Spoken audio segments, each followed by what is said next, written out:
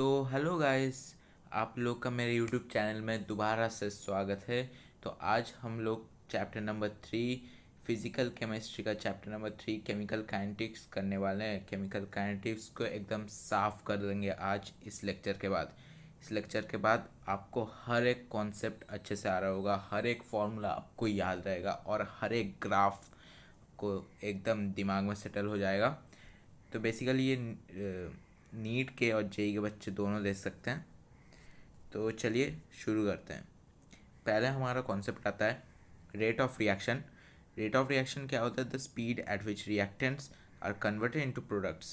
ठीक है, तो रेट ऑफ रिएक्शन को हम ऐसे लिखते हैं। अगर मान लिया एक इक्वेशन दिया है तो रेट क्या होगा? आर इक्वल्स टू -1/a डी/dt इक्वल्स टू -1/b। देखिए, माइनस यहाँ पे डिनोट करता है रिएक्टेंट के लिए और प्लस यहाँ पे डिनोट करता है प्रोडक्ट्स के लिए। ठीक है, तो average rate measured over large interval of time average rate हो जाएगा। और इंस्टेंटेनियस रेट ये होता है, ठीक है, इंस्टेंटेनियस रेट। तो यूनिट होता है इसका मोल लीटर इनवर्स सेकेंड इनवर्स। ठीक है, तो ये रेट ऑफ रिएक्शन, ये फॉर्मूला बहुत ही इंपॉर्टेंट है। मतलब इस तरीके से रेट ऑफ रिएक्शन को लिखा जाता है। ठीक है, तो ये रेट ऑफ रिएक्शन और रेट लॉ दोनों डिफरेंट थिंग है। ठीक है, तो आगे बढ़ते हैं। Factors affecting rate of reaction. सबसे पहला फैक्टर कॉन्सेंट्रेशन। कॉन्सेंट्रेशन बढ़ाएंगे, कोल्जन बढ़ेगा तो रेट भी बढ़ेगा। ठीक है, कोल्जन फ्रीक्वेंसी बढ़ेगा, कॉन्सेंट्रेशन बढ़ेगा तो कोल्जन फ्रीक्वेंसी, तो फिर रेट बढ़ जाएगा। टेम्परेचर, टेम्परेचर बनाएंगे तो काइनेटिक एनर्जी बढ़ेगा।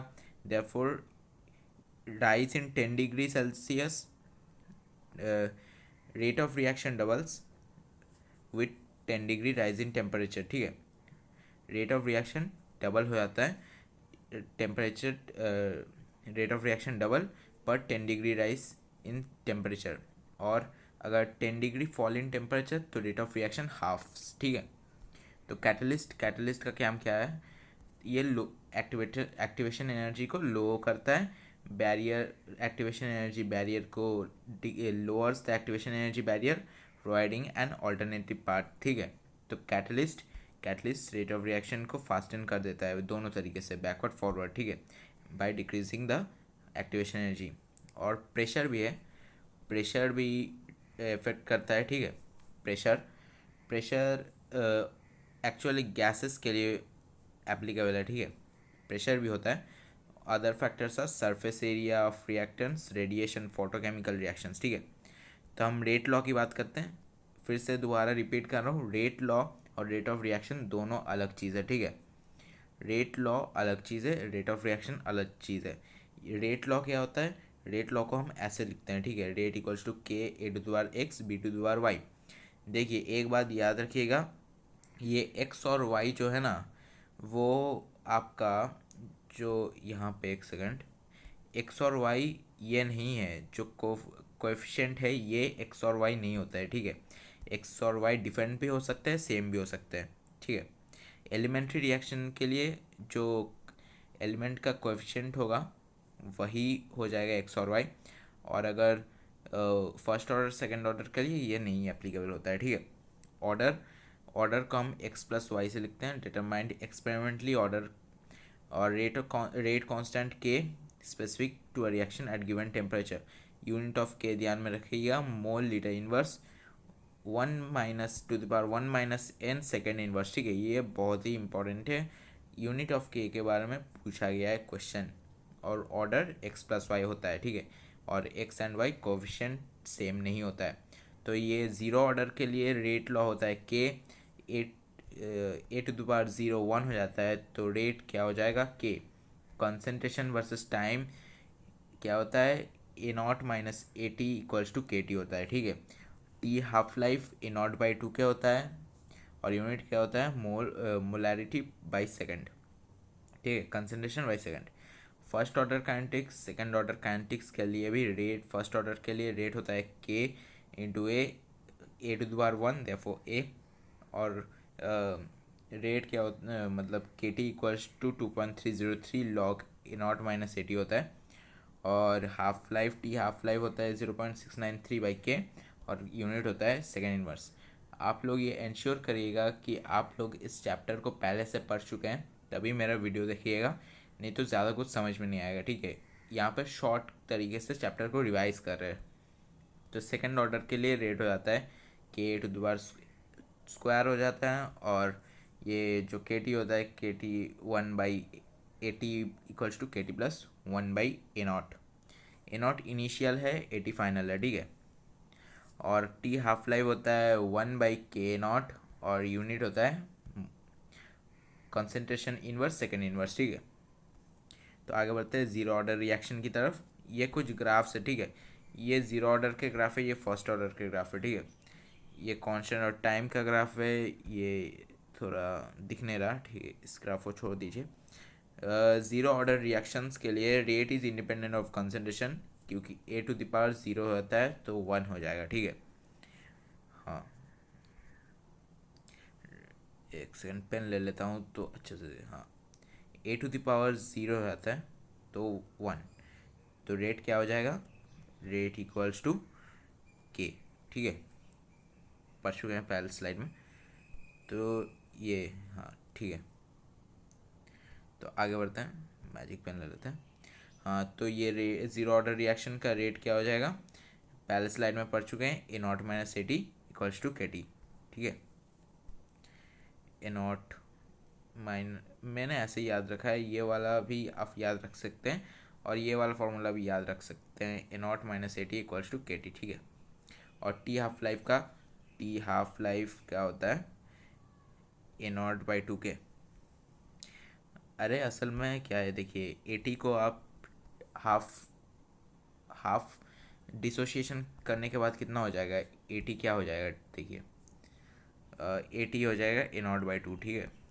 तो यहाँ पे आप पुट कर देंगे तो टी हाफ लाइफ निकल जाएगा, ठीक है। तो आगे बढ़ते हैं, note graph of R versus time, ठीक है। ये ग्राफ है, देख लीजिएगा।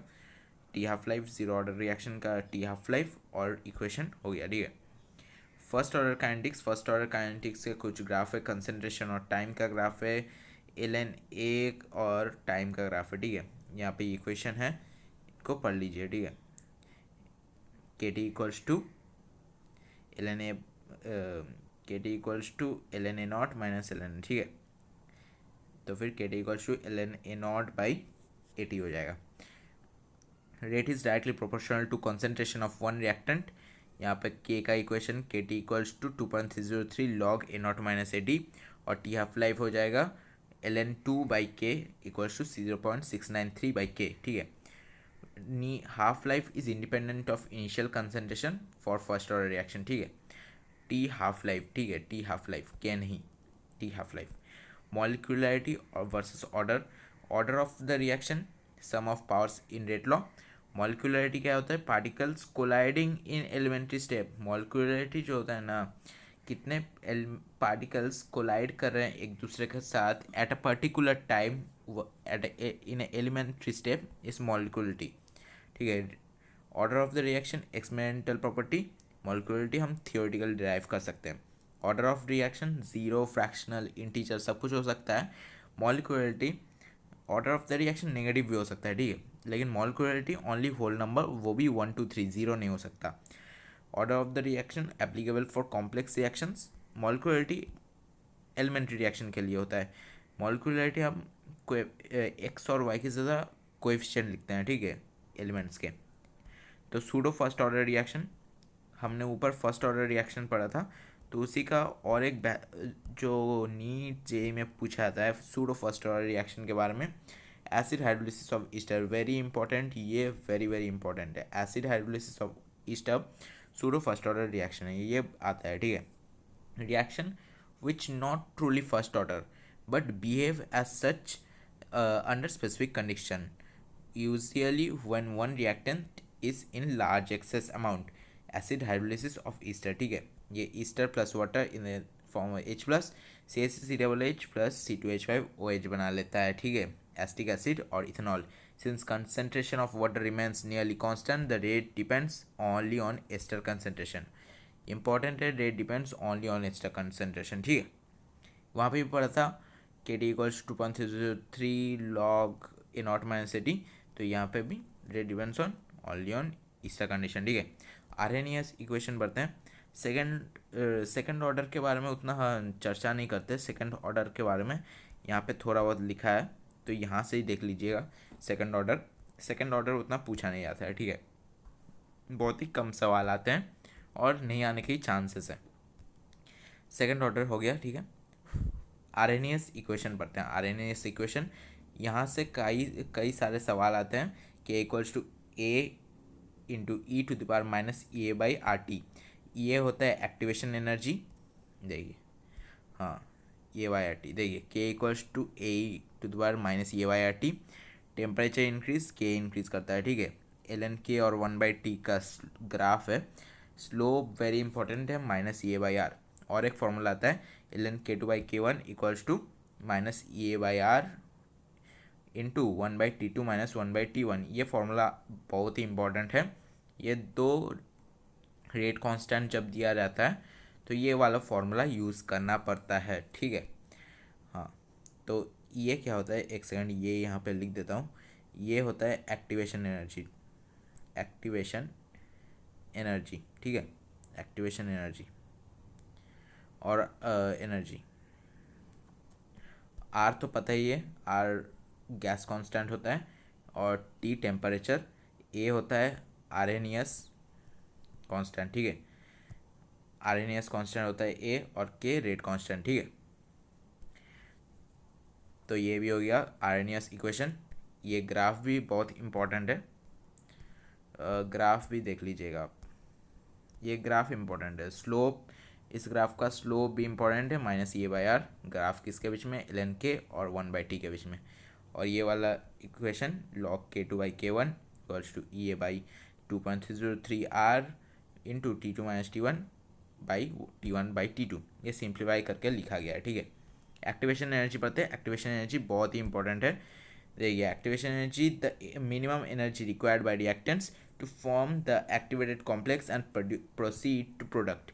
जो रिएक्टेंट्स को बैरियर क्रॉस करना पड़ता है ना, वही होता है एक्टिवेशन एनर्जी। एक अपर लिमिट के ट्रांजिशन स्टेट को फेस करना पड़ता है, तो उसे पार करके हम प्रोडक्ट की तरफ पहुंचते हैं। इस बैरियर को बोला जाता है एक्टिवेशन एनर्जी, ठीक है। कितना minimum amount of energy required to cross this barrier, activation energy. Catalyst क्या करता है, लोअर्स द एक्टिवेशन एनर्जी और थ्रेशोल्ड एनर्जी रिक्वायरमेंट। एक्सोथर्मिक में क्या है, देखिए, एक्सोथर्मिक में रिएक्टेंट्स का एनर्जी ज़्यादा होगा, प्रोडक्ट्स का एनर्जी कम होगा, एक्सोथर्मिक ग्राफ के लिए।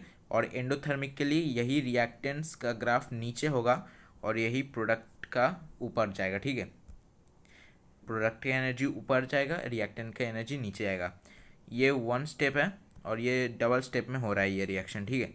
ये डबल स्टेप प्रोसेस है, दो ट्रांजिशन स्टेट दिख रहे हैं। ये वाला ज़्यादा ऊपर है, ठीक है। तो ये दोनों ग्राफ क्लियर है आपको, ठीक है। एक्टिवेशन एनर्जी एंड एक्सोथर्मिक के लिए प्रोडक्ट का एनर्जी नीचे रहेगा और रिएक्टेंट का एनर्जी ऊपर रहेगा, जैसे कि ये ग्राफ। और एंडोथर्मिक के लिए प्रोडक्ट का एनर्जी ऊपर रहेगा, ये ऊपर जाएगा, और रिएक्टेंट का एनर्जी नीचे आएगा। तो इसके बाद देखते हैं कोल्जन थ्योरी में आते हैं। कोल्जन थ्योरी इंपॉर्टेंट तो उतना नहीं है और क्वेश्चन भी बहुत कम पूछे जाते हैं इससे, तो थोड़ा सा समझ लेते हैं इसको। आ जाइए। Molecules must collide with sufficient energy and correct orientation through react. इसका रेट का इक्वेशन होता है, rate equals to P Z A B into e to the power minus A by R T. A by R T देख लिया, ये fraction होता है। Z A B collision frequency होता है, पी ओरिएंटेशन और प्रोबेबिलिटी फैक्टर होता है, ठीक है। इफेक्टिव कोलिजन क्या है, fraction of collision that lead to product formation.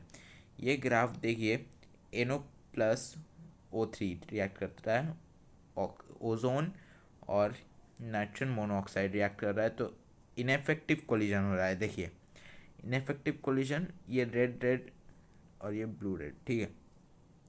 Effective collision कब होगा, जब ऐसे रिएक्ट करेगा, ठीक है।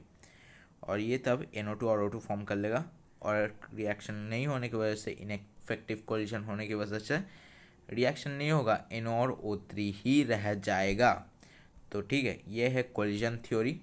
तो यही था, इस चैप्टर में ज़्यादा कुछ नहीं है। इसके ऊपर ढेर सारे न्यूमेरिकल्स पूछे आते हैं, पिछले कई सालों में इसके ऊपर ढेर सारे न्यूमेरिकल्स पूछे गए, ज़ीरो ऑर्डर फर्स्ट ऑर्डर से बहुत सारे पूछे गए, ये सभी इक्वेशन आपको याद होने चाहिए, रेट लॉ का इक्वेशन याद होना चाहिए, और very very important rate of reaction और रेट लॉ को डिफरेंशिएट करना आना चाहिए, ठीक है।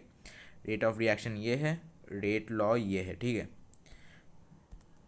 और ज़ीरो ऑर्डर रिएक्शंस के ग्राफ देखने पड़ते हैं, और फर्स्ट ऑर्डर रिएक्शन के ग्राफ और formula T half life, first order, zero order, second order के याद होने चाहिए। मॉलिक्यूलरिटी क्या होता है पता होना चाहिए। सूडो फर्स्ट ऑर्डर रिएक्शन का एग्जांपल क्या होता है, एसिड हाइड्रोलिसिस ऑफ ईस्टर, ये भी पता होना चाहिए। आरएनएस इक्वेशन के इक्वल्स टू a/e⁻e/r_t। फिर लॉगरिदम का इक्वेशन दो के कांस्टेंट के लिए, रेट कांस्टेंट के लिए log k2/k1 equals to e/2.03r/1/t2 - 1/t1। Activation energy का कॉन्सेप्ट पता होना चाहिए, इससे क्वेश्चन कम पूछे आते हैं, लेकिन ये ग्राफ दे देते हैं। इसमें दो ट्रांजिशन स्टेट है, इसमें एक ट्रांजिशन स्टेट है, ये रिएक्टेंट है, ये प्रोडक्ट है, ये रिएक्टेंट है, ये प्रोडक्ट है, ठीक है। ये गैप्स क्या डिनोट करते हैं ये पता होने चाहिए, ठीक है। ये गैप्स क्या डिनोट कर रहे हैं, कोल्जन थ्योरी, कोल्जन थ्योरी का बस थ्योरी आप बता रही है तो ये हो जाता है, ठीक है। तो यही तक था। कैटलिस्ट का काम क्या होता है, lowering the activation energy, exothermic reactant energy ज़्यादा होता है, एंडोथर्मिक प्रोडक्ट एनर्जी ज़्यादा होता है। नीट के लिए हाई यील्डिंग समरीज क्या होता है, यूनिट ऑफ के पता होना चाहिए। फर्स्ट ऑर्डर के लिए second order, first order, zero order first order और सेकंड ऑर्डर के लिए पता होना चाहिए के। इससे हम के जो यूनिट है इससे हम देख सकते हैं कि रिएक्शन का ऑर्डर क्या है, ठीक है। अगर मोलैरिटी बाई सेकंड है तो ज़ीरो ऑर्डर है, सेकंड इनवर्स है तो फर्स्ट ऑर्डर है, और 1 बाई कंसिडरेशन सेकंड है तो सेकंड ऑर्डर है, ठीक है। T99% rule for first order reaction, T99.9% equals to 10 into t half life होता है, ठीक है। T75 equals to 2 into t half life होता है, ठीक है। और आरएनएस टिप जो होता है, आरएनएस के इक्वेशन में ये जो होता है activation energy is independent of temperature, high amount of activation energy slow reaction होगा, बैरियर को क्रॉस करना मुश्किल हो जाएगा अगर एक्टिवेशन एनर्जी ज़्यादा हुआ तो, ठीक है। Catalyst does not change the enthalpy of reaction, ठीक है। तो यही था आज का टॉपिक, आज का चैप्टर। तो इसके साथ पूरा फिज़िकल केमिस्ट्री का होता है एंड, और फिज़िकल केमिस्ट्री का जैसे first chapter solution, second chapter electrochemistry और third chapter chemical kinetics, class 12 के यही 3 चैप्टर्स है फिज़िकल केमिस्ट्री में। तो फिज़िकल केमिस्ट्री का सेशन होता है ख़त्म, ठीक है। तो आप लोग भी मेरे यूट्यूब चैनल में बने रहिएगा।